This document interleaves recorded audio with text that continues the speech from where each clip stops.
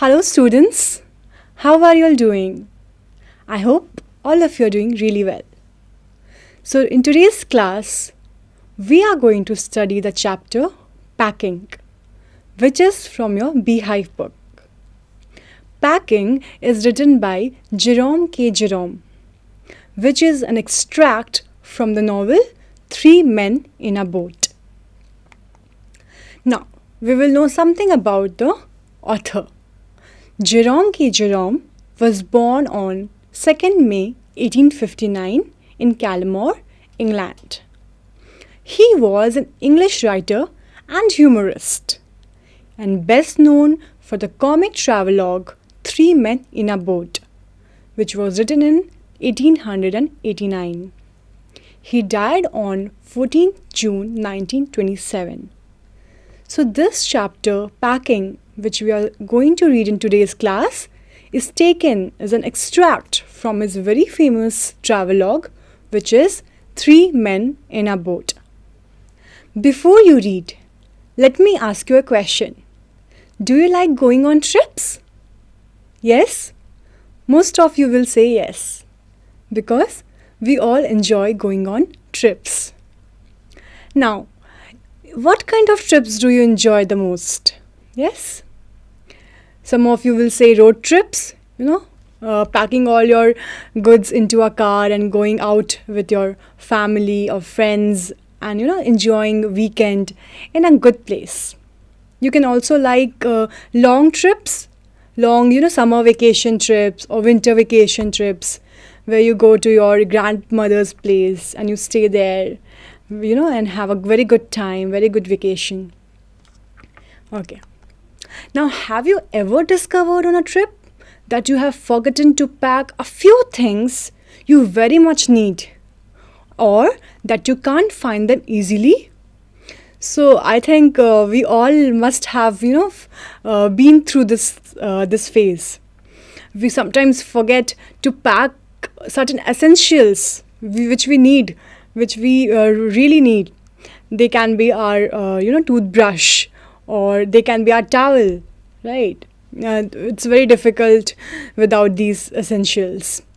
So, this is a phase which we all have experienced, that we forget to pack, or sometimes if we have packed it, we don't find it on time.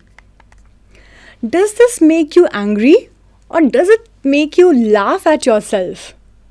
So certainly, when you don't find the thing at the right time, right, you will feel frustrated, you will feel angry. But maybe later, you can laugh at yourself, remembering the time, isn't it? So now let's start reading the chapter. Now, let's read the description of how the author and his friends pack. I said I would pack. I rather pride myself on my packing. So here you can see the picture of Jerome K. Jerome, and he's saying that I said I would pack. Okay, because he wanted to pack, because he rather prided himself on his packing skills. He was proud of it.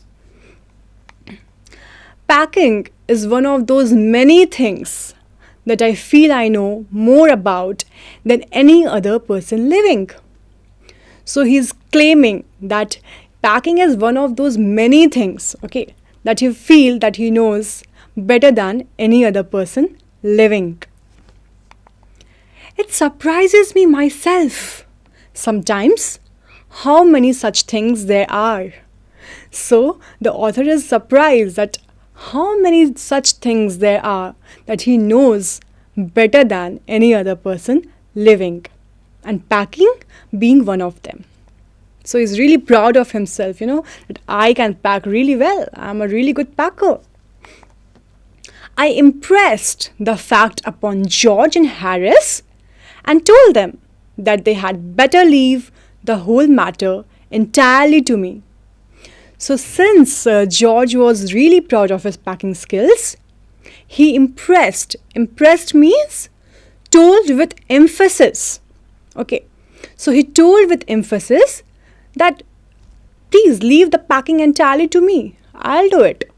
So the two friends that we are talking about in this chapter are George and Harris. Okay? And the third person, obviously, is the narrator, Jerome K. Jerome. Yes. They fell into the suggestion with a readiness that had something uncanny about it. So as soon as the author said that, okay, you just leave the matter of packing entirely to me, what happened then? The two friends, okay, George and Harris, they agreed to it. They accepted. Okay, fine, you do it. Okay, so they were like, okay, I don't care, whoever packs. So they were okay about it. But author sensed that there is something uncanny. Uncanny means strange or weird.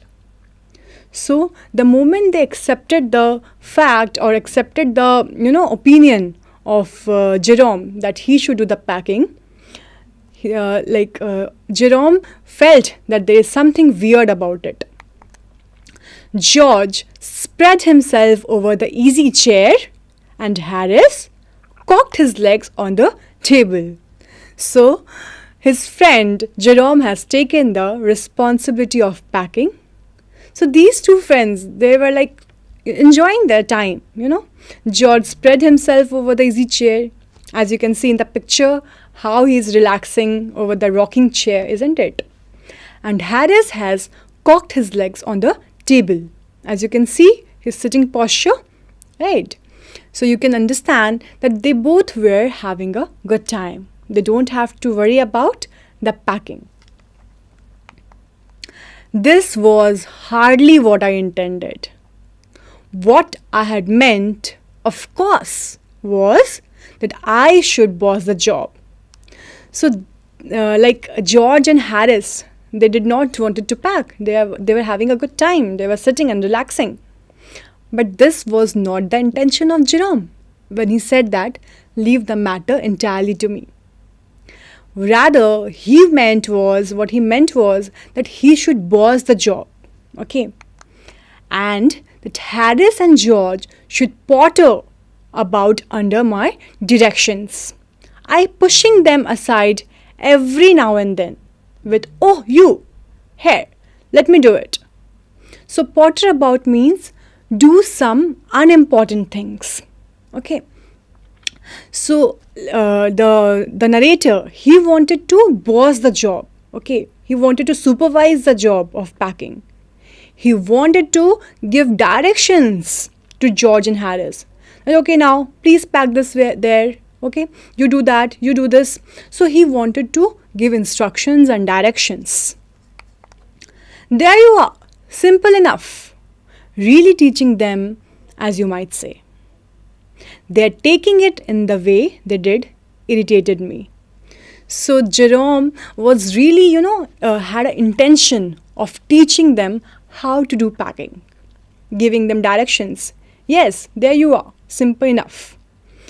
But they did not understand what Jerome meant, and this behavior of theirs irritated Jerome.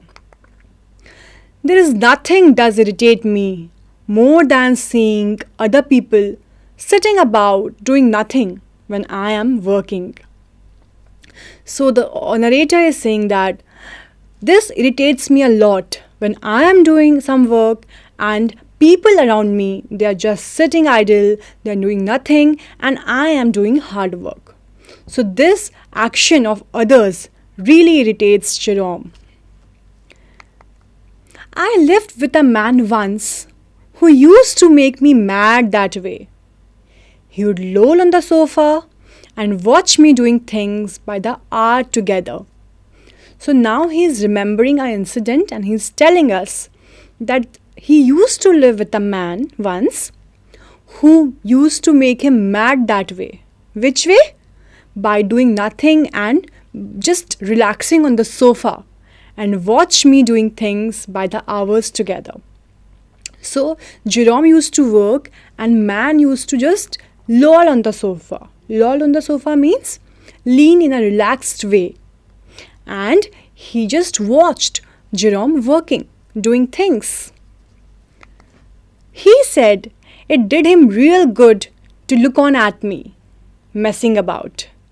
Now, I'm not like that. I can't sit still and see another man slaving and working. So he is saying that I'm not like that. I am not like others. I can't see that other people are working and I'm just sitting and relaxing. This is not me. Okay. Messing about means to spend time doing things that are not useful or serious. Okay. I want to get up and superintend and walk around with my hands in my pockets and tell him what to do. It is my energetic nature. I can't help it. So now he's saying that I'm not like others. I can't sit and see others are slaving themselves. Rather, what I want to do? I want to get up and superintend, which means to supervise, and walk around with my hands in my pockets and tell him what to do. It is my energetic nature. So here you can see the author has used some kind of humor, isn't it? That I can't sit and see, rather I want to get up and supervise. This is my energetic nature. He can't help it. Okay, let's move forward. However, I did not say anything, but started the packing. It seemed a longer job than I had thought it was going to be. But I got the bag finished at last and I sat on it and strapped it. So the narrator is saying that I did not say anything to whom? To Harris and George. Rather, he started doing packing. It seemed a longer job than he had actually expected. But lastly, he had finished packing and he sat on the bag and strapped it. So yeah, can you tell me why did Jerome had to sit on top of the bag and then strap it? Strap it like close it. Can you tell me? Yes. When the bag is really full, you can't really close it. So you have to sit on it and then strap it. Like we all have done this, isn't it? So we generally tend to pack more than the capacity of the bag. And then we find it hard to close. So we have to sit on it and then strap it, then close it. Ain't you going to put the boots in? Said Harris. And I looked around and found I had forgotten them. That's just like Harris. He couldn't have said a word until I had got the bag shut and strapped, of course. And George laughed. One of those irritating, senseless laughs of his. They do make me so wild. So when just when he has completed packing, okay, and he strapped the bag, then Harris makes a comment that aren't you going to put the boots in? Then the author realized that he has forgotten to pack the boots. That's just like Harris. Why just like Harris? Because Harris did not say a word until the bag was shut and strapped. And to this comment of Harris, George started to laugh. And this made him so wild. This made Jerome so wild. Wild means mad with anger. That if they are so good friends of mine, why can't they tell me before I strap the bag? So, can you tell me why did they do that on purpose? Yes, because Harris and George, they wanted to mock at Jerome. They wanted to show Jerome that he is not a good packer and he had left his boots out. Okay, let's continue reading. I opened the bag and packed the boots in. And then, just as I was going to close it, a horrible idea occurred to me. My toothbrush is a thing that haunts me when I'm traveling and makes my life a misery. So haunts here means to repeatedly give trouble. And misery is a state of feeling of great physical or mental discomfort. So Jerome is saying that my toothbrush always gives me trouble and always makes my life misery. I'm never sure whether I have packed my toothbrush or not. I dream that I have not packed it and wake up in a cold perspiration and get out of bed and hunt for it. So here Jerome is explaining that what happens to him when he is about to travel. He always have a dream that he has not packed his toothbrush. And he wakes up sweating all over, gets out of his bed and starts looking for the toothbrush. Okay. And in the morning, I pack it before I have used it and have to unpack again to get it. And it is always the last thing I turn out of the bag. And then I repack and forget it and have to rush upstairs for it at the last moment and carry it to the railway station wrapped up in my pocket handkerchief. So Jerome is trying to explain what happens with his toothbrush. He always forgets to pack it at the right time and somehow he has to carry his toothbrush wrapped up, covered up in his pocket handkerchief. Of course, I had to turn every mortal thing out now. And of course, I could not find it. So now, here he is looking for his toothbrush. The horrible idea that occurred to him. He is now started to hunt for his toothbrush. So for that, he has to take out everything, every ordinary thing from the bag. And of course, he was not able to find it. I rummaged the things up into much the same state that they must have been before the world was created and when chaos reigned. I rummaged. Rummage means to search in a hurried or careless way. What happens when you're in a hurry or you're looking for something which is important to you and you're not getting it. You just look here and there. You are searching in a very careless way, in a very hurried way.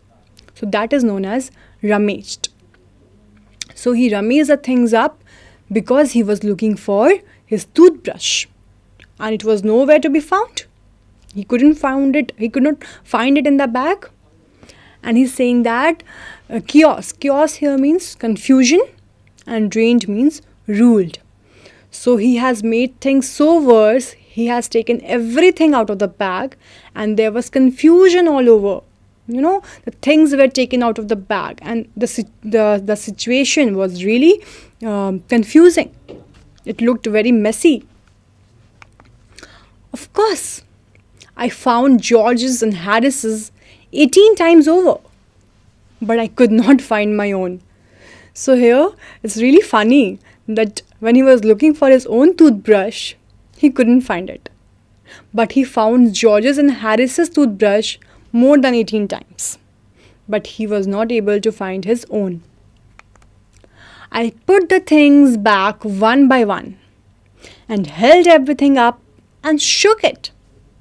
Then I found it inside a boot. I repacked once more. So, in order to search for his toothbrush, he held everything up and started to shake it. Shake it because if it was inside it, it will fall down. So finally he found that the toothbrush was inside a boot. Then he had to repack once more because he had taken everything out of the bag when he was searching for his toothbrush, right? Okay, let's move ahead and read the chapter. When I had finished, George asked if the soap was in. I said I didn't care a hang whether the soap was in or whether it was not. So just when he had finished packing, you see how naughty this George is. Okay, just when he finished packing, he's asking, "Hey, is the soap inside the bag?" Then Jerome got so irritated, he's saying that I don't care. I'm giving no importance to soap. I really don't care if the soap was in the bag or whether it was not in the bag. So by this point, you can see Jerome was really irritated. And I slammed the bag shut and strapped it and found that I had packed my spectacles in it and had to reopen it. It got shut up finally at 10:05 p.m. So when he said that I don't really care whether the soap was inside the bag or not, and he slammed means shut something forcefully and loudly. So can you tell me why did he slam the bag, Jerome? Yes, because he was, very angry. He was frustrated, irritated because he was doing packing, then he forgot something, he had to open it, then again pack it, then again open it, then again pack it. So by this point of time, he was really frustrated. And just when he, closed the bag, he found that he had packed his spectacles in it. So obviously, he had to again open it. And finally, the bag was shut at 10:05 p.m. And then there remained the hampers to do. So hampers are those large baskets which are used for carrying food. So you can see in the first picture, there's a large, I think, jute basket kept, right? And there are some food kept inside the hampers. Harris said that we should be wanting to start in less than 12 hours' time, and thought that he and George had better to do the rest. And I agreed and sat down, and they had a go. So now the Jerome has really completed his packing. Only the hampers were left to be packed. Hampers, I told you, the basket for carrying the food. Now Harris said that we have to start in less than 12 hours' time. And Harris and George should do the rest of the packing, means the hampers. And I agreed. So Jerome agreed to it and sat down because he also wanted to rest for some time. He had really labored hard in packing. And they had a go.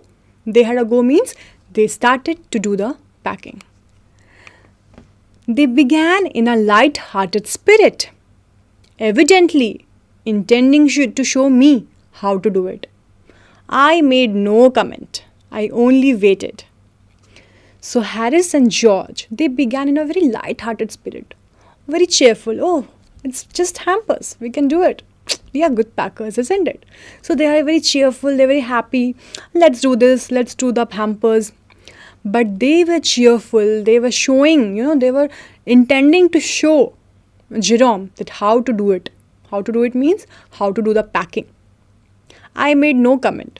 So Jerome did not make any comment. He only waited for the right time because he knew that they are also going to fail when they'll start packing. With the exception of George, Harris is the worst packer in this world.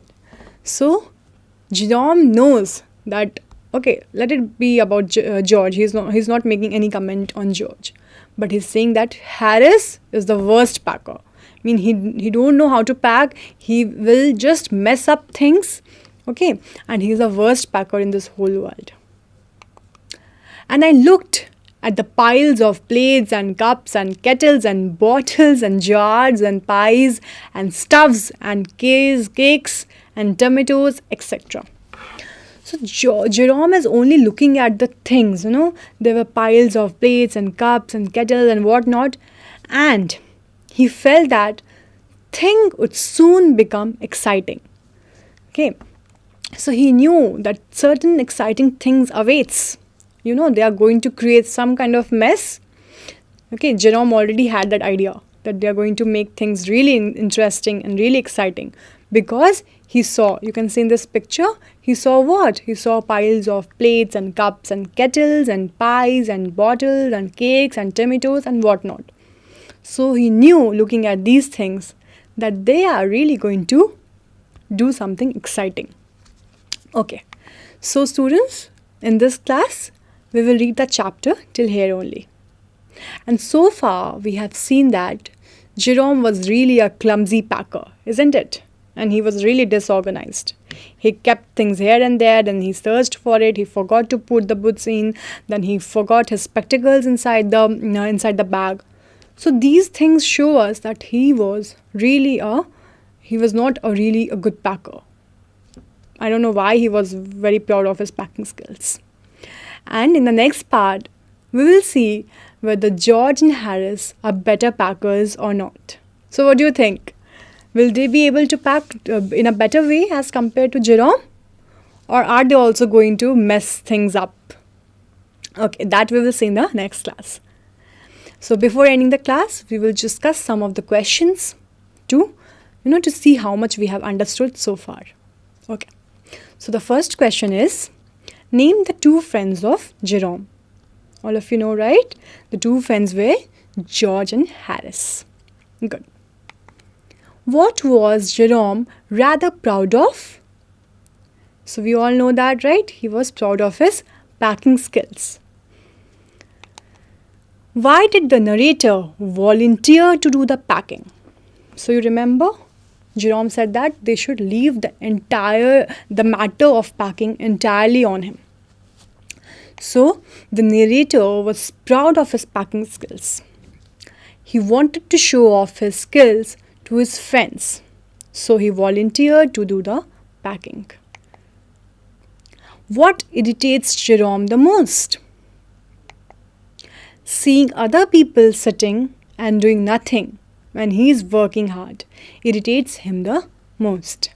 So I told you, right, that he used to live with a man who used to loll on the sofa, and that really irritated him when he was working. What horrible idea came to the author when he had packed the bag? So the horrible idea was whether he had packed his toothbrush or not. At what time did the author pack up the bag finally? So, do you remember that the bag was finally packed at 10:05 p.m.? Yes. According to Jerome, who was the worst packer in the world? So, do you remember whether it was George or Harris?